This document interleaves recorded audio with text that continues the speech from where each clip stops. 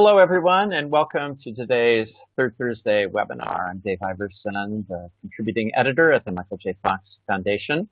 Before we get started on today's topic, which is on how you go about choosing Parkinson's medications, just a couple of notes about our series overall.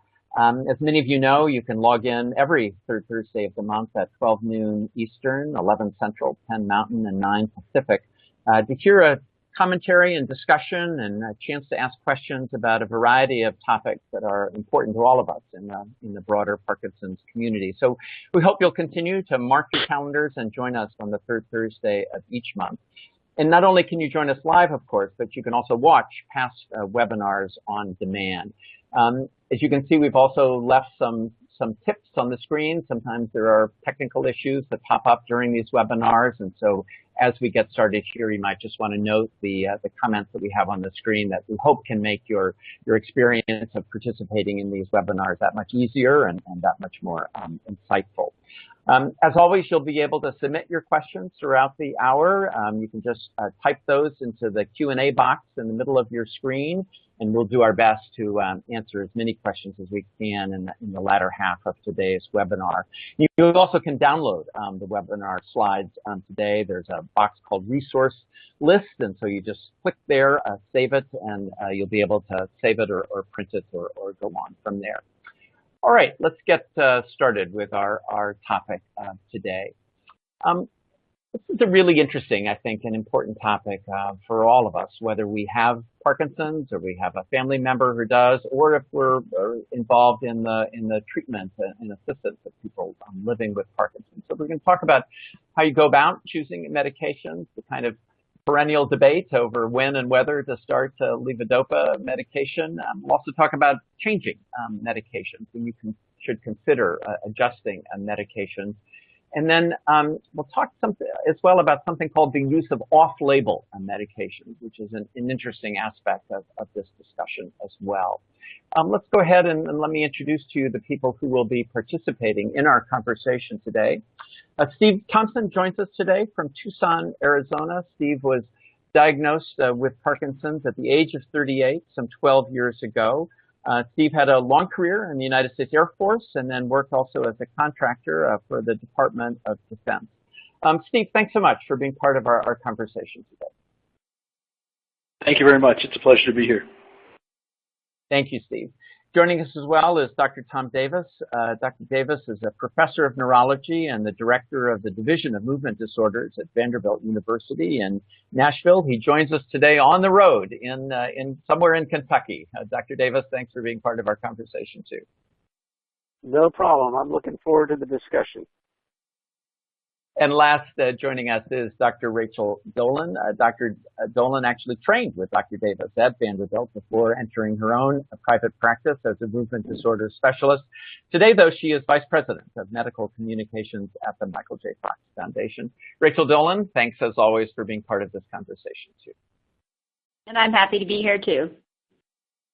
Okay, let's get started and begin by talking a little bit about how you go about making decisions about the medication that you take after you've been diagnosed with Parkinson's, or whether to begin taking medication at all. And I think that first point on the screen is a useful one, perhaps to begin with. That the therapies and drugs that we have available to us are to treat the symptoms of the disease. Unfortunately, we don't yet, although we hope we're getting close to having medications that will actually slow the progression of the disease itself. So this is a focus on symptomatic management. And Dr. Davis, why don't you comment on that first, about how you go about making an assessment with the patient about what symptoms or whether to treat the symptoms that first present themselves in Parkinson's disease.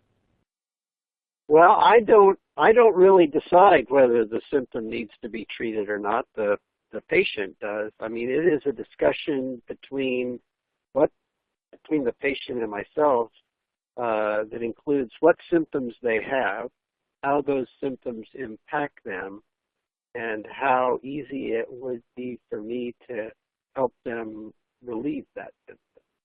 And so at the end of that discussion, the decision is made of kind of which symptom to treat and how hard to try to treat it. And as you and I were discussing the other day, Dr. Davis, on the phone, you made an interesting comparison that I'd like you to repeat, if you would please, about how that differs from, for example, if you were treating as a physician someone who had hypertension, the difference between treating something where you're focused mostly on symptoms as opposed to something like hypertension where you can actually do something about the underlying condition itself. Yeah, so there are several things that physicians treat where we have a hard and fast goal of treatment.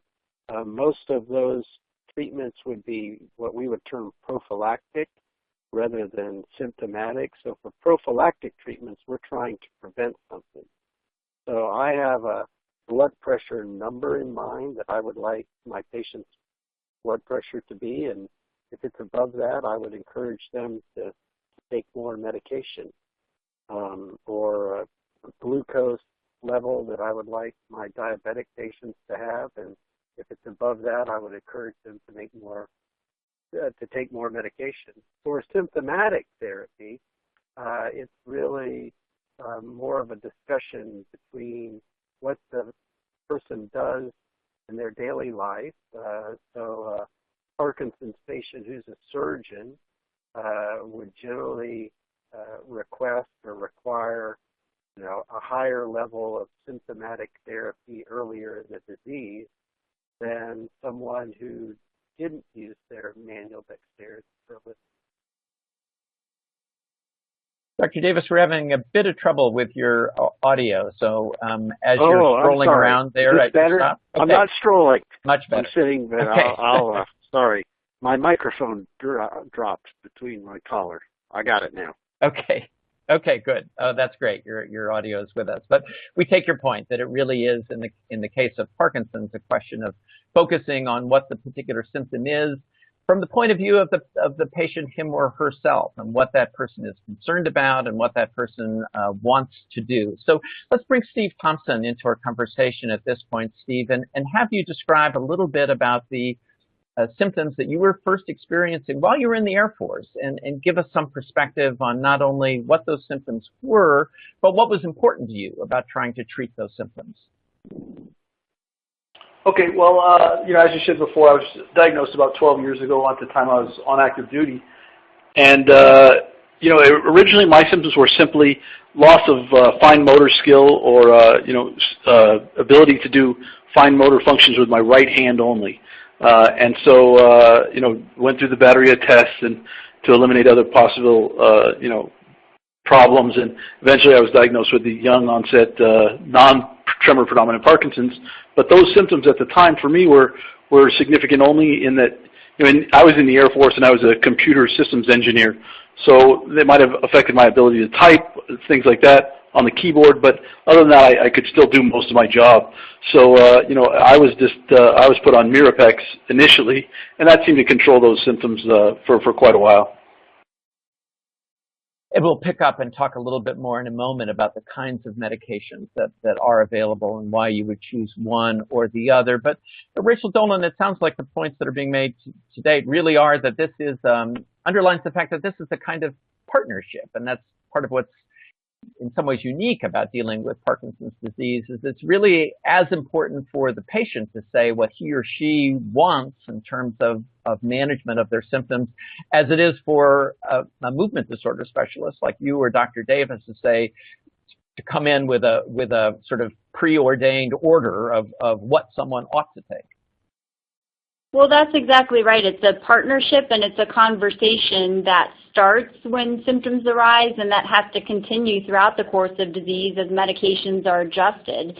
And, there may be several symptoms that are present that you as a patient have to tell us, which one may or may not be the most bothersome to you. We may see a certain amount of tremor on examination that we may make some sort of determination might look somewhat bothersome, but to a certain type of patient, like Dr. Davis said, who requires a certain amount of dexterity or of control, who's a surgeon or an electrician, they might need a certain amount of control that somebody who isn't a surgeon or isn't an electrician might not need. Or somebody might just have a level of tremor that's more embarrassing and is inhibiting them from being socially interactive and might want to take medication for that.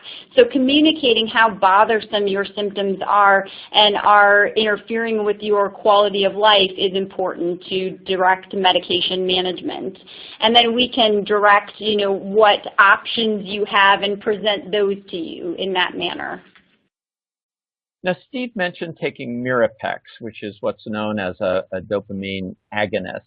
Can you describe briefly a little bit, Rachel Dolan, sort of what that particular medication is designed to do? And then I want to hear more from Steve about how well that worked for him and how he proceeded to make his decisions about medications going forward. But Rachel Dolan, just a bit on what that particular class of drugs is and why someone might start on those as opposed to another medication. Yeah, so Mirapex, or the generic name of it is pramipexole, is a class of medications known as dopamine agonists. The other one commonly known as Requip or ropinirole, and then there's a patch known as Nupro or rotigotine. And dopamine agonists basically mimic the effect of dopamine, which is that brain chemical that goes missing or lacking in Parkinson's disease. So they get into the body and get into the brain and bind to the receptors and, again, basically act like dopamine, temporarily replace that chemical, and then can kind of temporarily replace that normal movement for people who are lacking the chemical. A lot of times people who are younger, like Steve, will start with this medication somewhat to kind of temporarily delay the use of levodopa. We'll get into that in a little bit, or to avoid the use of other medications. And again, this works to treat the motor symptoms of Parkinson's disease, the slowness, the stiffness, and oftentimes the tremor as well. And Steve, let's come back to you at this point and tell us something about your experience with that. Did it work? Did it allow you to proceed with your professional life and your life as an entirety in the way in which you wanted? Well, yes, absolutely. So the Mirapex was taken for the first number of years that I had Parkinson's, and it pretty much controlled the symptoms in a way that allowed me to continue normal life. Eventually, I was allowed to continue on in the Air Force for till my 20-year mark and get to retirement. And it kept the symptoms at bay. Eventually, I developed greater symptoms, but that didn't happen for about 6 years. So, I was very satisfied with the Mirapex, and that it was easy at that point. There weren't a whole lot of medications to take. It was a simple dosage a couple times a day, and it really, to be honest, Parkinson's was more of an inconvenience in my life than anything that altered the way I lived my life for many years. And then what prompted, Steve, the decision, it sounds like at about maybe the 6-year mark, to perhaps try a different medication? What was going on, and what did you elect to do? So at that time, at about 6 years, I was developing greater symptoms, rigidity, lack of mobility, the freezing of gait, things like that. The biggest problem was the gait issue, the balance and the inability for my legs to function properly to allow me to walk like a normal person. And so I had experienced a couple of falls, and so I talked to my neurologist, and after that discussion, we decided to add Sinemet or carbidopa-levodopa to the regimen at about the 6-year point to combat those symptoms.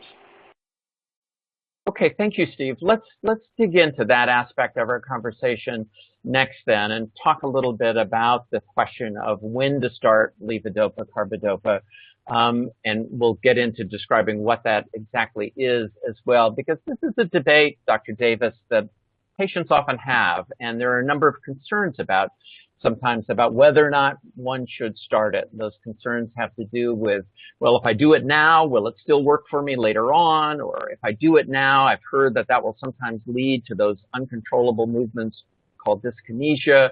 And so there's a lot that patients wonder about in making that particular choice. So Tom Davis, tell us something about how you would go about making that choice with the patient, about when to start it, and perhaps allaying some of the concerns that people may have.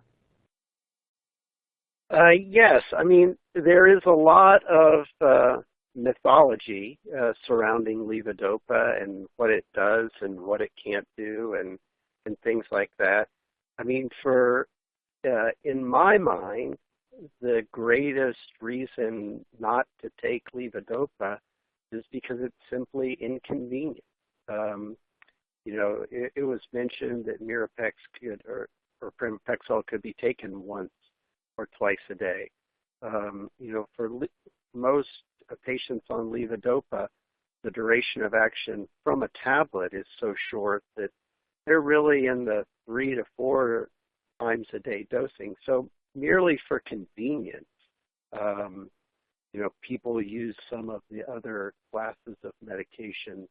There was a time when there was a feeling that levodopa actually accelerated the disease process. There's absolutely no evidence that occurs, that we've been unable to demonstrate that in animal models, and studies in humans show that it's just not so. So it does not accelerate the disease process. There's also this feeling that patients will only get a certain number of good years out of levodopa, and so that they would save it, for a trump card that they would play later when their symptoms were more severe and they could make better use out of it. There's really no evidence for that either, and that argument is a little like, I play tennis, and I played the best tennis of my life between age 20 and 40. I don't play, so I had 20 years of good tennis. If I would have started at age 40, I wouldn't have had that good at tennis from 40 to 60. So it's the fact that all medicines work better when the disease is milder, and you can't separate, 10 years of drug exposure from 10 years of disease progression. So levodopa works throughout a patient's lifespan with Parkinson's disease. It prolongs lifespan in Parkinson's disease. And so in my mind, if a patient's symptoms are mild and can be treated with another agent that's more convenient to take, I would recommend that. But if a patient's symptoms are bad enough that they are interfering with their occupation, their quality of life, their ability to exercise, there shouldn't be any fear of starting, low-dose levodopa. On the flip side, no medication should be used in excess, and we know that excess levodopa or excess dopamine agonists, have a lot of side effects, and so not so much what, but how and how much that we are wary of. Does that answer your question? It does indeed.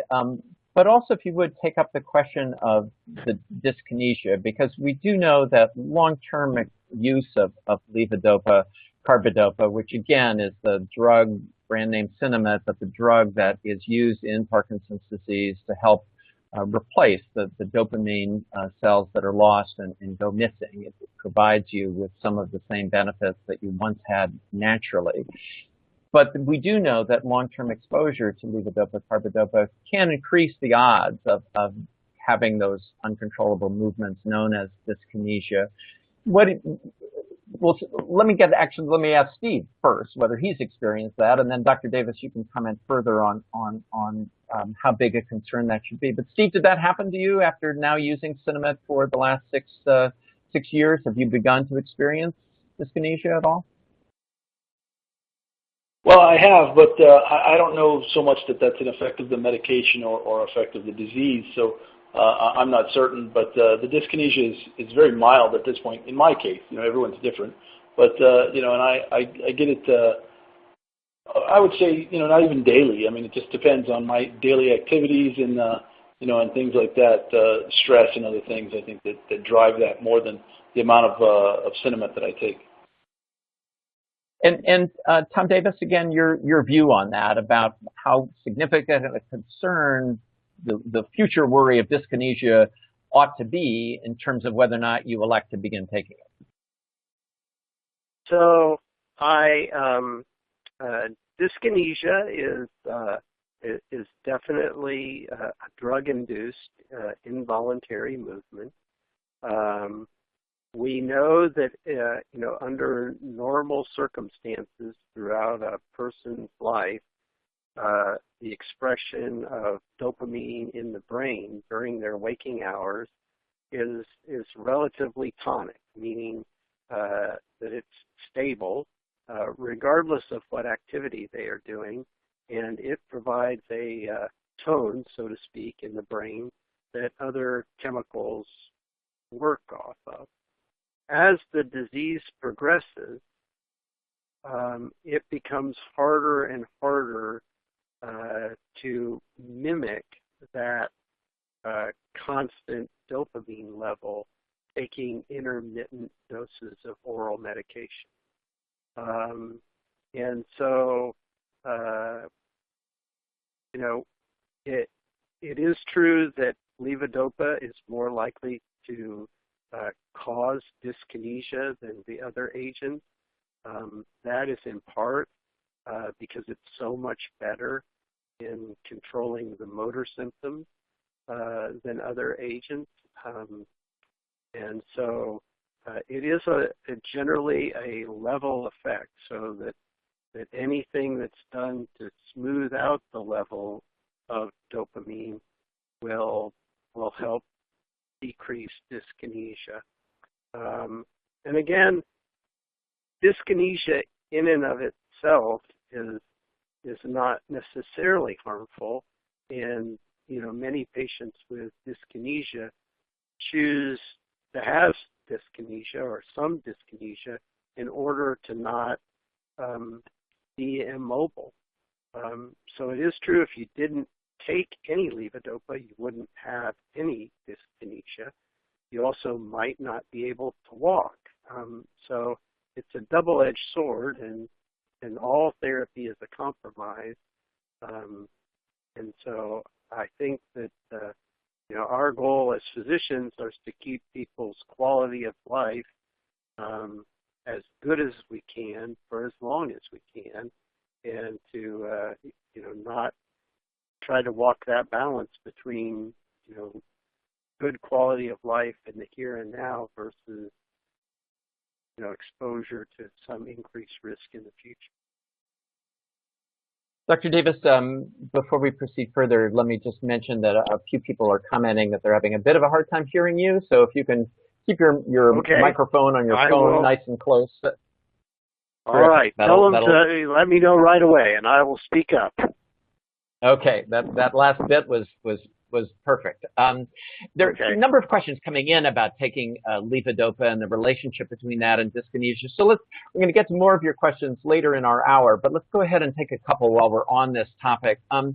Dr. Dolan, Mary writes in, is there a dose relationship between levodopa and dyskinesia? And Dr. Davis was touching on this, but is it the amount you take at any given time, or is it the length of time that you take levodopa that can lead to dyskinesia, or are both factors? So it's a complicated mix of factors, and as Dr. Davis was discussing and alluding to, it's a complex mix of the length of time that you're on levodopa, the duration of time that you have Parkinson's disease, and then also the amount of levodopa that you take. Another question coming in, is there an average of when you might start experiencing dyskinesia? Steve was saying that he began to experience that some after about a 6-year window. Not sure how helpful or whether we can really tell with averages given how very individual Parkinson's tends to be. But any sort of, is there a general rule of thumb about that, Rachel Dolan, or does it just depend so completely on each individual's experience? Yeah, we know that up to about 50% of people may get some level. Again, that's going to be different levels, degrees, and extents based on the individual, but about 50% of people may get some degree of dyskinesia at about 5 years of Parkinson's disease, and then that can go up to about 80% at 10 years of Parkinson's disease. And Dr. Davis, a question came in. You referenced that no drug should be, taken at too high a level, that it's important to kind of get at the, I guess, sort of the right minimal dosage that works for you. And so someone wrote in, so what's too much? Is there a rule of thumb about that? Is there such a thing as too much cinnamon? And if so, what would that be? Well, I will say, first of all, to answer the other person, dyskinesia is definitely dose-related in that for a given single dose, a larger single dose is more likely to cause it in a person who has dyskinesia than a smaller dose. As far as, unfortunately, the vast amount of levodopa, carbidopa that is taken orally never makes it to the brain. And so there is only a rough correlation between how severe someone's symptoms are and how large their levodopa dose is. So in my mind, an individual's dose is too big if the last time they increased it, they saw no additional benefit. So if you're on 400 milligrams per day and you're doing, pretty well, and you go to 500 milligrams a day and you're not any better than you were on at 4, you're on too much. You should go back to 4. And so for a given patient, it's as we increase the dose, if we do not see additional benefit, then we would say, or we see side effects, we would say, you're on too much. Often you can get rid of a lot of symptoms with a relatively small dose, and as you then start to experience more kind of drug-resistant symptoms that are left over, you have to increase it a lot. And that's why we don't necessarily try to get rid of every symptom.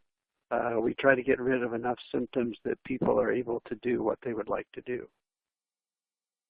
Exactly. Since we're entering into this question of sort of how you make adjustments or switch medications, let's pursue that a little bit further. And we see on the screen here that some of what you were just referencing, Dr. Davis, that you usually start with a lower dose and then you gradually may increase if symptoms so demand, and as you adjust, similarly coming off of medication. And say something more about that question, if you would, Rachel Dolan, about what you have to be careful of. We'll get to why you would change medications in just a moment, but is there something about in the act of making a change in medications that you have to be careful of, like suddenly stopping one drug and starting another? Are these things that have to be done, as this slide seems to suggest, in a more gradual manner? Yeah, well, the use of medications in Parkinson's disease, I mean, I hate to call it kind of a trial and error process, but that's a little bit of what it is. There's no standard algorithm or cookbook kind of process to follow, and that's why it's so much of a conversation between you and your doctor, and you have to try to communicate as best as possible your symptoms and if the medication is working or causing side effects, because it has to be an ongoing discussion in order for both of you to make the right changes. And so it's best to start with one medication at a time, so that you know what's happening with that one medication. If you make too many changes at once, you don't know what's doing what. And so we start with a low dose of a medication, and we go up gradually, maybe changing, adding an extra. We start with one dose at a time, take one dose in the morning, and then maybe after a couple days, we'd have you take 2 doses a day, and then after a couple days, have you take 3 doses per day, and then kind of gradually work up like that, for example. And then that way we have you get used to the medication, and we can see as any side effects and or benefits take effect. And we can then have you get adjusted to it and see maybe if you start to get some nausea from carbidopa, levodopa, and gradually adjust to that. Or you say, my tremor is gradually going away, and this medication really is working for me. And that way you can see, again, if you're getting benefits and or side effects to the medication. And then similarly, if you decide that a medication just really isn't the one for you or isn't working for you, we don't want you to kind of abruptly stop all medications, specifically without talking to your doctor, because you can have really an abrupt reemergence of all of your symptoms that could potentially be somewhat dangerous to you. So we don't want you, again, to stop, cold turkey all of your medications unless your doctor tells you to do otherwise. So in this process then of making adjustments and switching medications, let's bring Steve Thompson back into our conversation and ask what your experience was, Steve, when you switched over from, did you continue, when you added levodopa into your drug regimen, did you keep taking Mirapex as well, or did you drop that entirely? Because it is possible, of course, to be taking more than one medication at a time. What was your decision, and how well did that work for you? Initially, the cinnamon, the carbidopa levodopa, was given, I think it was 3 times a day, and that had a tremendous effect on the newer symptoms, as I said, that I was experiencing.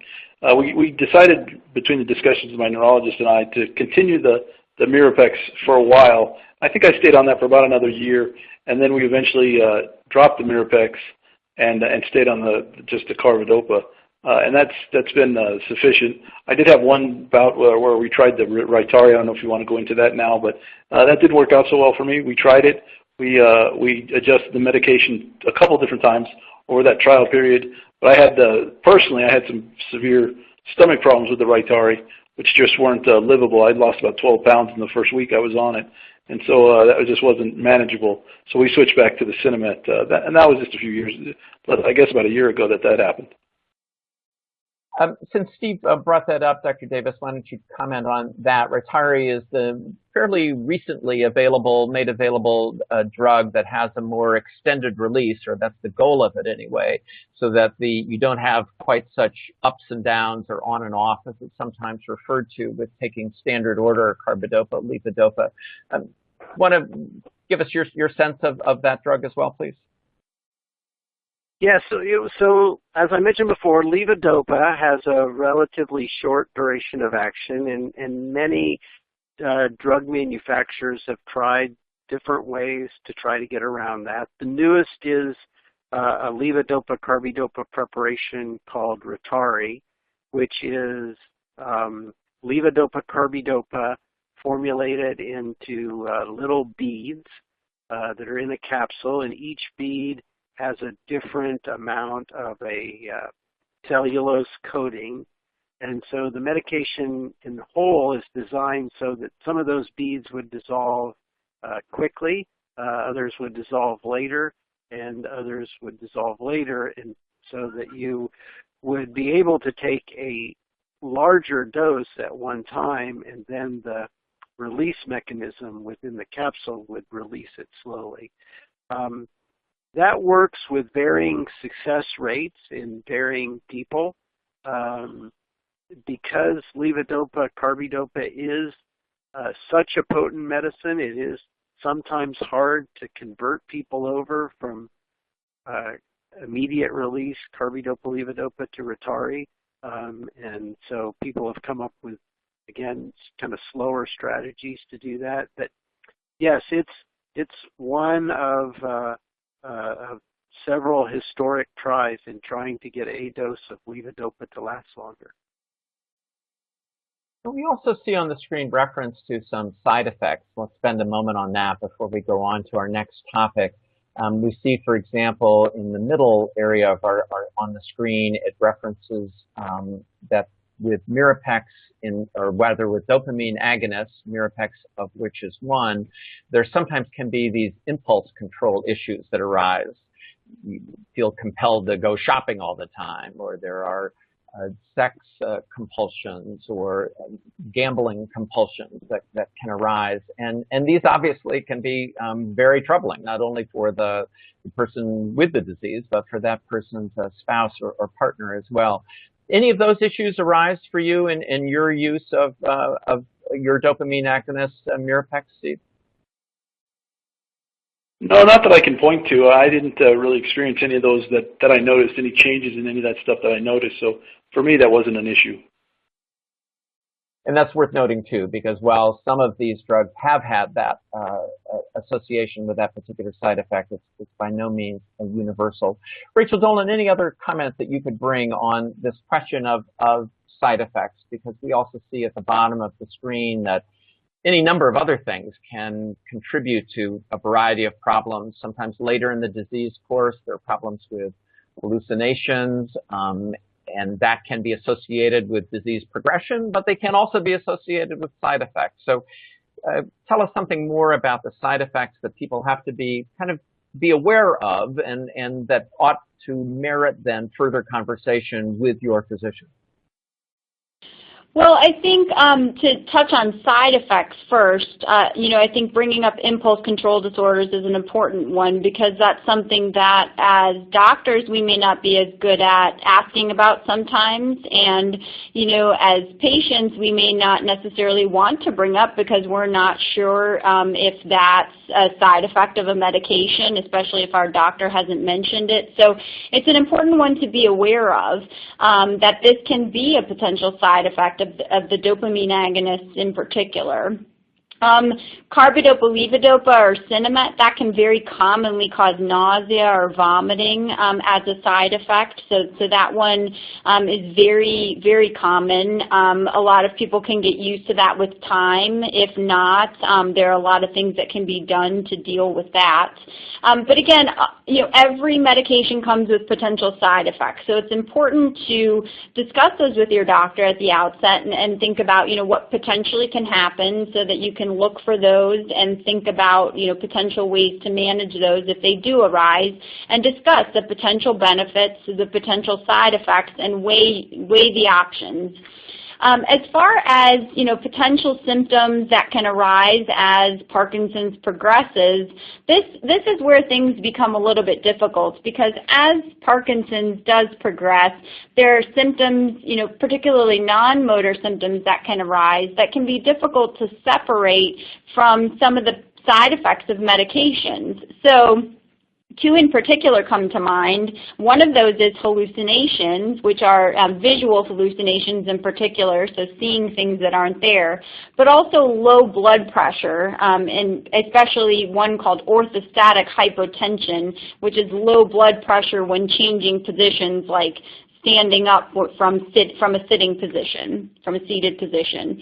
So to take hallucinations first, commonly medications like the dopamine agonists or anticholinergic medications or sometimes even levodopa can contribute to visual hallucinations, again, seeing things that aren't there. Now, hallucinations can also be part of Parkinson's disease. So when they develop, in later stages of Parkinson's disease, we as doctors have to figure out, do we have to pull back some of the medications, decrease the dosages, sometimes even withdraw some of those medications or discontinue those medications. Same thing with low blood pressure. If that develops later in the course of disease, do we have to adjust the medications and or add other medications to boost blood pressure? So this can become very difficult to manage and adjust medications to deal with these other symptoms that may arise. And again, reinforces the point that as both you and Dr. Davis and Steve have all commented, this has to be an ongoing partnership and an ongoing conversation between patient and physician, because otherwise it's very difficult to know exactly what's going on and what medications to add or subtract. Let's touch on one other topic, and then we'll get to all of your very good questions that have been coming in over the last 40 minutes, and we'll try to get to more of those in a moment. But we want to touch on one more thing before we get to more of your questions, and that's this whole interesting area of using drugs off-label. And basically what that means is using a drug that the FDA has approved, but using it for something other than the original disease that the drug was prescribed for. So there might be a drug for depression that was used to treat depression in general, but can that drug also be used to treat Parkinson's-associated depression and so forth? Give us an example, Dr. Davis, if you would, of a useful way in which a drug can be used in an off-label capacity, and then perhaps an example that might give you more concern. Okay, well, the one that you mentioned, which is treatment of depression, is probably the single best example. It's been estimated roughly 80% of people with Parkinson's disease have depression. It's been shown that treatment of depression improves quality of life. And so the use of a medication that is approved for depression but not necessarily approved to treat depression in Parkinson's disease would be considered by the FDA an off-label indication, but is standard of care in neurology and in treatment of Parkinson's disease to help people with depression in Parkinson's. Now, I would contrast that to the use of an available medication like some of the medications that, there's a medication that's used to treat gout, Inosine, which can raise a person's uric acid level. It has been speculated that the use of Inosine might slow progression of Parkinson's disease. And Inosine is currently in clinical trials to see if it might slow progression of Parkinson's disease. I would not recommend to any of my patients that they take Inosine off-label in hopes that it would slow progression of their Parkinson's disease because number one, it's not standard of care. Number two, it would have to be monitored closely for their uric acid levels. And it's just currently a research question rather than something that should be done. Great. And I also want to direct everyone's attention to, in our resource list, you may want to download that and download in particular our meds page, which gives a lot more information about all of these different medications that we've been discussing. You can also find that on the Michael J. Fox website, michaeljfox.org, because we know we're talking about a lot of different medications, difficult to keep straight, and that resource list may be of use. Let's spend the balance of our hour now in taking up as many of your questions as we can. There have been a number of questions that have come in, Rachel Dolan, about Cinemet and nausea, and also the old question of whether or not what you eat, whether you need to be careful about eating protein in particular at the time in which you take your levodopa, carbidopa. Comment on, you would, on how you contend with both the question of nausea and if there is an optimal time when people ought to take levodopa, carbidopa in terms of when they also are eating the rest of their meals. So I'll start with nausea. As I said, that is a very common side effect, and so many people will experience that. It often does kind of resolve or get better with time. If it doesn't, there are a lot of things people can do to help treat that. One is to take the medication with a small snack. Oftentimes doctors will recommend kind of a small carbohydrate type snack like crackers or toast or oatmeal. But you can take it with food. Now, levodopa is absorbed in the small intestine in the same part where protein is absorbed. So if Dr. Davis, I think we might be getting some feedback from your phone. So levodopa is absorbed in the same part of the small intestine where protein is absorbed in everybody. So if you take the medication with a high protein meal, things like chicken or steak or fish, there may be some kind of competition for the levodopa to get absorbed with that protein. Now, that may not matter in early stages of Parkinson's disease or if symptoms are mild. You know, the medication still, enough of the medication still may get absorbed and it may still work well enough. In later stages of disease, or if symptoms are not controlled, or if people are taking doses of medication and it's not working well, those may be instances where you may want to take the medication separate from food high in protein. And so in those instances, then we recommend taking the levodopa 30 to 60 minutes before or after a meal. Additional questions coming in that we'll try to get some good answers to. Question on how much either age or weight, Dr. Davis, affect dosage. I've heard a number of women living with Parkinson's, for example, who say that they don't think enough attention is paid to their smaller body size, potentially. So does either weight or body frame have an effect on what you prescribe as a dosage? And also, how does age enter into that equation? So the target organ for all the Parkinson's medications is the brain. And for levodopa in general, the dose really has to do more with how your liver metabolizes the drug and less to do with your body size or your age. And so, again, we may have very different body sizes. We all have roughly the same brain size. And so age and body size may play a little role, but how well an individual actually absorbs it, in other words, how good their active transport system is, which that's what they were born with, and they don't have any way to change that, and how well their liver metabolizes the drug are probably the two greatest factors in what their dose is. We're getting a number of questions about a drug we have not discussed yet, which is Azilect. And so, Dr. Davis, just stay with us on that question, if you would. Azilect is a drug that is often given also early in the disease course.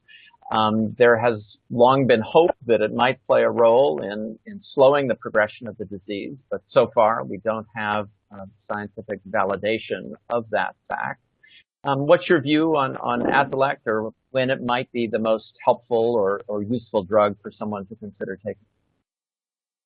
So rasagiline or Azilect is a monoamine oxidase type B inhibitor. It blocks an enzyme that metabolizes dopamine, so it allows you to get more miles per gallon out of the dopamine you naturally make or the dopamine that's made with the levodopa that you take. So it both has a mild symptomatic benefit early in Parkinson's disease and will help a dose of levodopa that you take work better.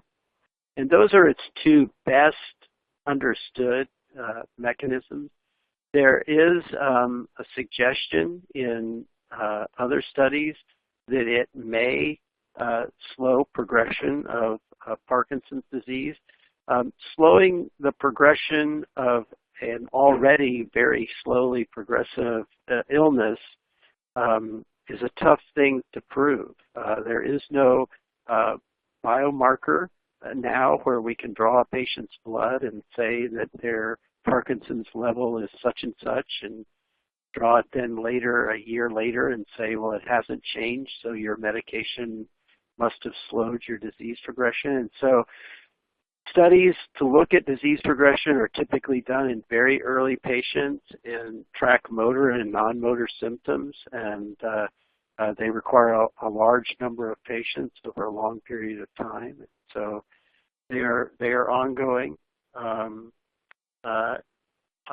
think the data on Azilect, if it slows progression of disease, that effect is relatively mild, and it has to be weighed against the cost and potential side effects and everything else for the drug. It is indeed a very expensive drug.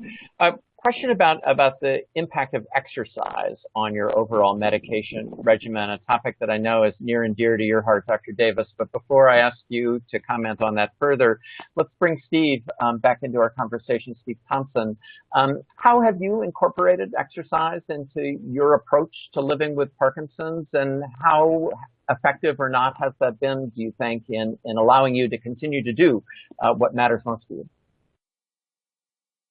Well, I think, in my personal opinion, I think exercise is absolutely essential to my daily life. I was, as you might imagine, being in the military, I was quite active, quite athletic at that point. It's been about almost 8-9 years since I retired, but I still try to, I swim almost on a couple, 3 times a week. I still lift very light weights, not so much as trying to build muscle anymore, but just maintain the muscle that I have, and try to just be as active as I can, take the dog for walks when I'm feeling okay, things like that. And it seems to not only help my physical well-being, but also to me, and everybody's different, but to me it seems to help my mental outcome or outlook on life, and help me just feel better all around. I think that's a very common experience for all of us who put exercise sort of first in our list of things to do. I agree with that as someone living with Parkinson's very much, Steve. I know for me it has had, I think, both those physical and emotional mental benefits that you described. Dr. Davis, from your point of view as a physician, how important is it for people to exercise? And how do you deal with that in your ongoing consultation with patients? Well, I think it's probably the single most important thing that they could do. And so I stress it very highly with my patients. As I said before, we don't have a biomarker of disease severity, but large studies have followed quality of life longitudinally, and have certainly strongly suggested that exercise delays disability in Parkinson's disease. And every single study of any type of exercise in Parkinson's disease has been positive. Studies in animal models of Parkinson's disease have been positive, and so I think it's the therapy for which the single biggest evidence presents in something that you could do to modify the natural history of the disease. So I strongly, my wife would say, I berate my patients to exercise. Mm-hmm. Here's a really interesting question. I'd like your views on, Rachel Dolan, that just came in, which is, do the medicines that you take at present have an impact on the success of a future cure or therapy? In other words, should you at all be wary of what you're taking now because it might in some way affect a future therapeutic option, be that something like deep brain stimulation, or be that hopefully, eventually, a drug that we think might slow disease progression? I think that's a hard question to answer, but it's one that we get a lot, and I think the answer is no. Especially for the therapies that are in development. We've got 4 potential disease-modifying therapies against alpha-synuclein, that sticky protein that clumps in the brain, that are in phase 1 and 2 clinical trials. I don't think anything that anybody takes presently would preclude them from taking any one of these therapies that are in this robust pipeline that we have. So, and any of the therapies that we have, in clinical trials would preclude them from taking one of the therapies that, could be coming down the pipeline. So I think it's really an exciting time to be participating in research and to see what's moving through the development pipeline. And related to that, Dr. Davis, a question about when it's appropriate to consider more advanced therapies, such as deep brain stimulation. And this question also asks about infusional therapies. By that, I suspect they mean something like the drug duopa, which is a gel form of levodopa carbidopa that can be used and requires an incision and a pump to give you the drug in a more continuous way so that you don't go through those on-off cycles. But how do you make those assessments about when to consider those more advanced kinds of therapeutic options?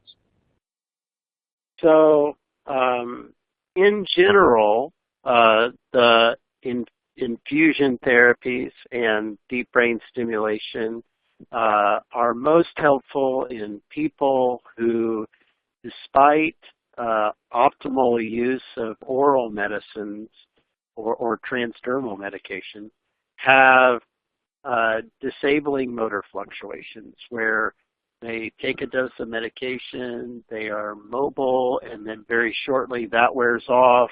And in order to extend that, they may take a bigger dose, and that gives them dyskinesia. So the people who have a lot of good times, bad times, on, off throughout the day, despite taking, a variety of oral medications or taking medication several times per day, might benefit from these advanced therapies as they all work to kind of smooth things out, whether it's continuous electricity or continuous jejunal infusion of levodopa or apomorphine. They're all geared towards trying to get a more constant response. And Dr. Davis, also a question about whether or not any of these medications that we have been discussing, primarily carbidopa, levodopa, but also the dopamine agonists, also a drug like Azilect, whether any of those put you at greater risk for later cognitive problems or hallucinations, or are those things, which happen commonly in Parkinson's, really more a question of disease progression? So there is a there is a few large recent studies that suggest that chronic exposure to a class of medicine called anticholinergics,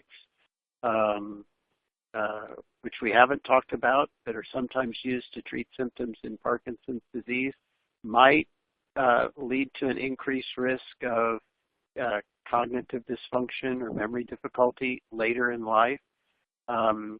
That would be the exception for that. There's no evidence that levodopa, dopamine agonists, Azilect, and any of those medications cause or put people at risk for later memory difficulty. Now, all of the dopamine agonists can cause, or levodopa can cause hallucinations in susceptible individuals.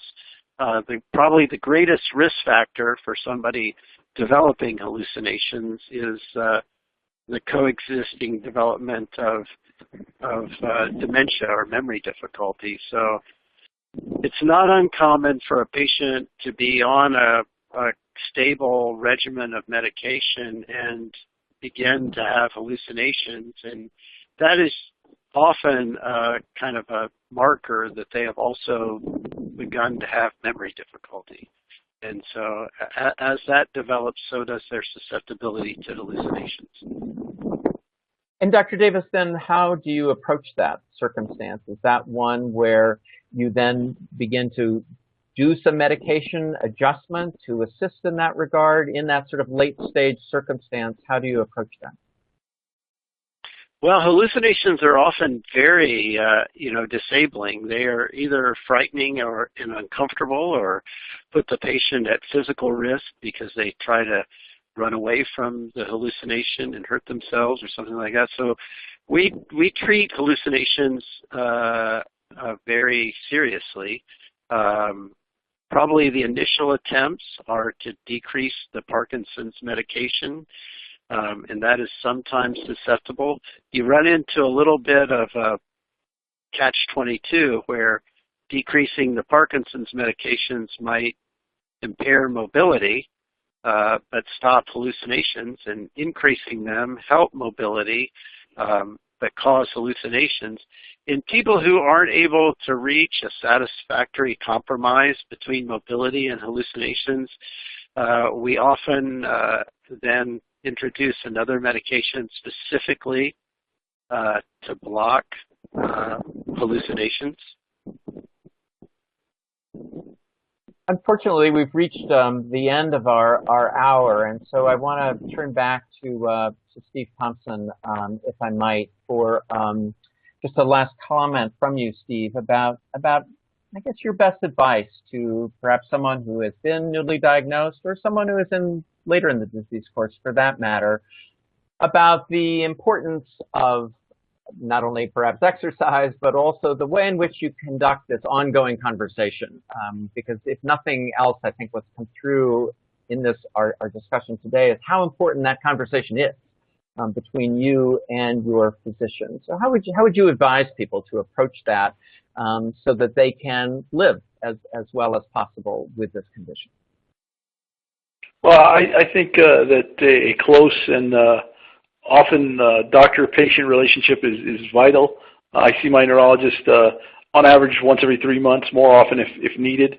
I know some people may not have that luxury with insurance plans and so forth, but to be open and honest with your doctor about what you're experiencing, some of these things such as constipation or other things you may not want to talk about, but it's more important to get it out in the open and talk to your doctor about it to find some relief from those things instead of just trying to live with them. And then on the exercise front, as I think everybody would agree, try to put exercise at the front of your day or whenever in your day that you can get it accomplished. But it's important, I think, to exercise and do all you can away from medication and doctors visits to help just make life as good as it can be for you. Everyone, as we said, is different, but for me, exercise is tremendous, and I highly encourage that. And like I said before, the doctor-patient relationship is absolutely vital. You have to be able to talk to your doctor and see them on a regular basis to make this whole plan be an effective one. Well, Steve Thompson, thank you. Thank you for your perspective, and thanks very much for participating in our conversation today. Also want to thank Dr. Tom Davis, Vanderbilt University, and Dr. Rachel Dolan at the Michael J. Fox Foundation for their participation, too. We'll be sending a link to the webinar on demand so that you can listen again or share that with others. We'll also include a link to it, our resource box.